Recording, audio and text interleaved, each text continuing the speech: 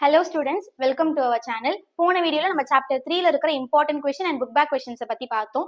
இந்த வீடியோல chapter 4ல இருக்கிற important questions and book back questions பத்தி பார்க்கலாம்.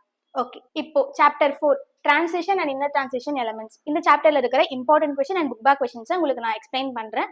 அதே மாதிரி book back question ஓட answers and important question ஓட answers with question ஓட PDF உங்களுக்கு descriptionல கொடுக்குறேன், செக் பண்ணி பாருங்க. Transition elements அதோட question ஓட answer இது வந்து first question, book back question ஓட answer page number 101ல இருக்கு.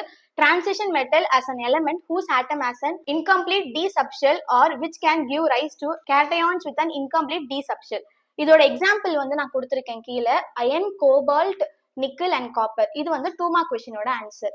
இது வந்து செகண்ட் கொஸ்டின், புக் பேக் கொஸ்டினோட answer. At the beginning of series +3 oxidation ஸ்டேட்ல இருந்து ஸ்டேபிள் வரைக்கும் கீழே செகண்ட் பேராகிராஃப் இருக்கும். அதுல ஹென்ஸ்ல இருந்து ஆக்சிடேஷன் ஸ்டேட் வரைக்கும் second point.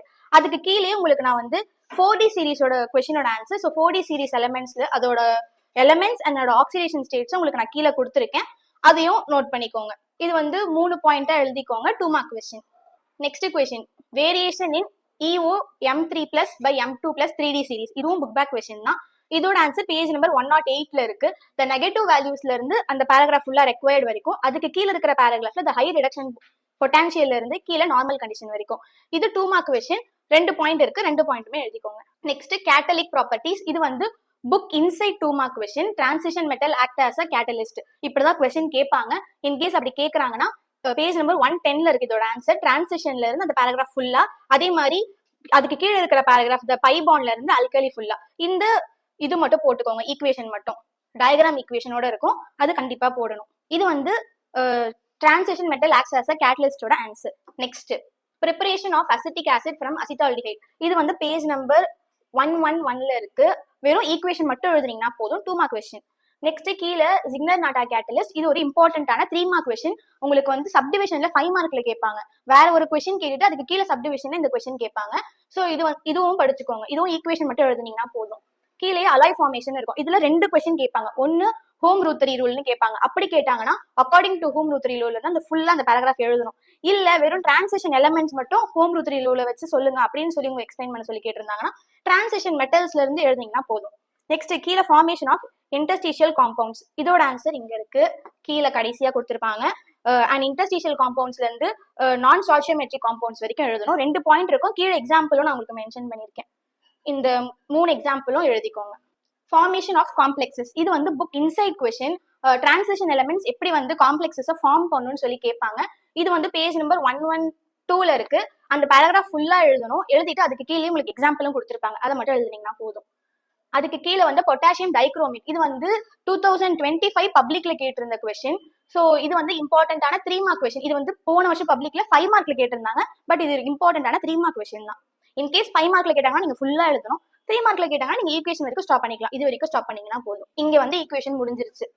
Next, uses of potassium dichromate. இதுவும் நம்ம செகண்ட் சாப்டர், தேர்ட் சாப்டர்ல எப்படி யூசஸ் படிப்போமோ அதே மாதிரி இந்த சாப்டர்லயும் யூசஸ் கண்டிப்பா படிக்கணும். மேலேயே உங்களுக்கு குரோமைல் குளோரைட் டெஸ்ட் இருக்கு, இம்பார்ட்டன்டான 3 mark கொஸ்டின். இன்கேஸ் உங்களுக்கு பொட்டாசியம் டைக்ரோமேட் போன வருஷம் கேட்டிருந்தாங்கன்னா இந்த வருஷம் குரோமைல் குளோரைட் டெஸ்ட் கேட்கறதுக்கான சான்சஸ் நிறைய இருக்கு. Next, potassium permanganate. இந்த சாப்டர்ல இருக்கிற இம்பார்ட்டன்டான 3 mark வந்து potassium dichromate, chromyl chloride test, potassium permanganate.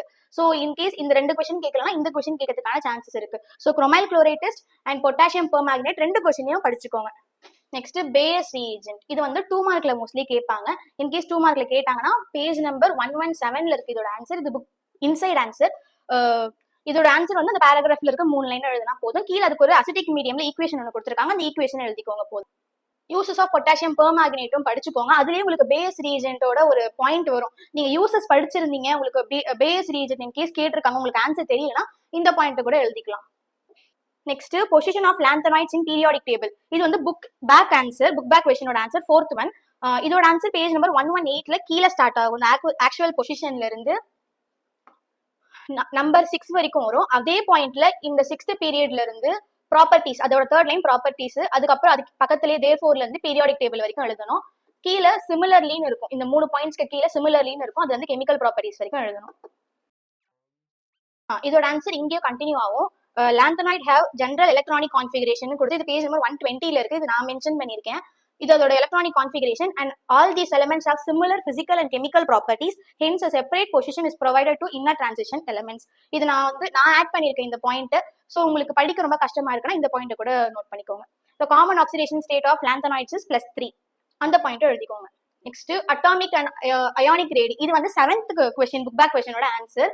as we move ல இருந்து பேஜ் நம்பர் 121ல இருக்கு.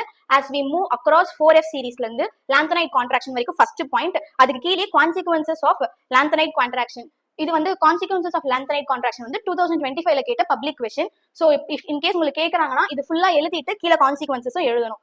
பேசிக் நேச்சர் ஃபுல்லா எழுதணும். சிமிலாரிட்டிஸ்ல பிகாஸ்ல இருந்து எழுதிங்கன்னா போதும். ஜஸ்ட் பாயிண்ட் போட்டு பிகாஸ்னு ஸ்டார்ட் பண்ணி குவைட் சிமிலர் வரைக்கும் எழுதுக்கோங்க. இது வந்து செகண்ட் பாயிண்ட்.